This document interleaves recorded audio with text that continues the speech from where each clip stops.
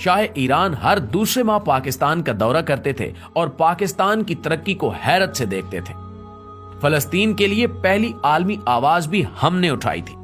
शाम, उर्दन और मिस्र की सिफारतकारी, आजादी और बहाली में भी पाकिस्तान का अहम किरदार था। सऊदी अरब में 1970 तक पाकिस्तान से ज़कात जाती थी और सऊदी शहरी खाना काबा में पाकिस्तानियों के रिज्क में इजाफे के लिए दुआएं किया करते थे। यूएई की तरक्की में भी पाकिस्तान का अहम किरदार था। दुनिया की चौथी बेहतरीन एयरलाइन यानी एमिरेट्स का कोड EK है और इसका K कराची है। ये एयरलाइन कराची से स्टार्ट हुई थी। हमने इन्हें जहाज भी दिया था और अमला भी, लिहाजा ये आज भी अमारात कराची है। माल्टा के बच्चों के सिलेबस में PIA का पूरा एक बाब है। सिंगापुर एयरलाइन और पोर्ट दोनों पाकिस्तानियों ने बनाई। इंडोनेशिया और मलेशिया की अशराफिया के बच्चे पाकिस्तान में पढ़ते थे। मलेशिया का आईन तक पाकिस्तानी वकला ने लिखा था। जनूबी कोरिया की ग्रोथ में महबूबुल हक के 5 साला मंसूबे का अहम किरदार था। भारत 1990 की दहाई में पाकिस्तान से बिजली खरीदता रहा और मनमोहन सिंह ने शाइनिंग इंडिया का पूरा मंसूबा पाकिस्तान से लिया था। दुनिया की 3 बड़ी इंजीनियरिंग फोरम्स ने 1960 की दहाई में कंसोर्शियम बनाकर मंगला डैम की बिड की थी और हार्वर्ड यूनिवर्सिटी की इंजीनियरिंग क्लास के तालिब इल्म जहाज भरकर मुताले और मुशाहिदे के लिए मंगला आते थे और इस मंसूबे को हैरत से देखते थे। मुस्लिम दुनिया के 27 मुल्कों के फौजी अफसर पाकिस्तानी अकेडमियों में ट्रेंड हुए और बाद अज़ां अपने अपने मुल्कों में आर्मी चीफ बने।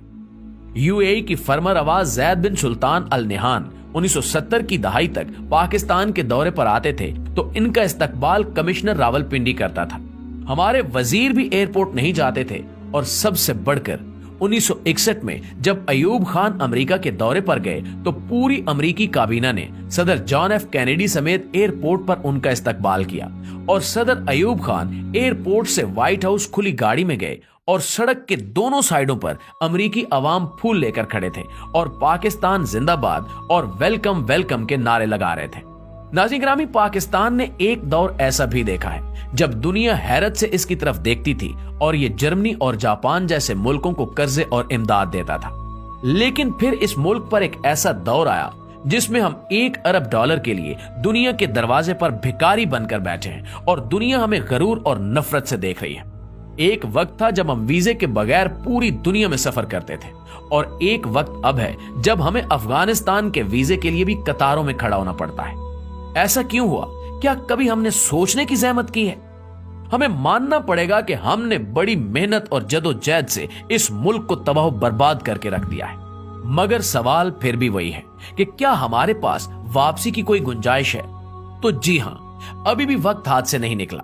हम ताहाल एक कौम है और हमारा जोग्राफिया भी बहाल है।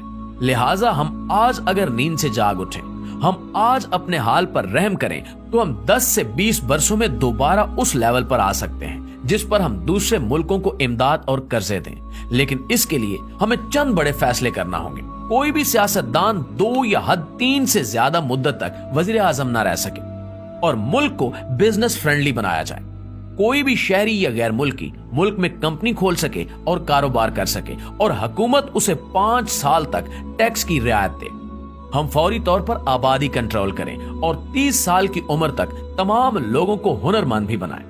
मुल्क में कोई शख्स बेहुनर और बेरोजगार ना हो। और आखिरी मशवरा, मुल्क के तमाम स्टेक होल्डर्स एक ही बार बैठकर अगले 20 साल का कौमी मंसूबा तैयार कर लें और फिर कोई शख्स उसे छेड़ने की जसारत ना करे और जो करे उसे करार वाकई सजा दी जाए। नाज़रीन, आप यकीन कीजिए कि हम इन चंद इकदामात से एक बार फिर इज्जत और आबरू की शाहराह पर आ सकते हैं, वरना हम इसी तरह भीख मांग मांग कर खत्म हो जाएंगे और तारीख के औराक में हमारा जिक्र तक नहीं मिलेगा। आखिर में दुआ है कि अल्लाह ताला इस कौम पर, अल्लाह ताला इस वतन पर अपना रहम व करम नाजिल फरमाए। आमीन सुमा आमीन।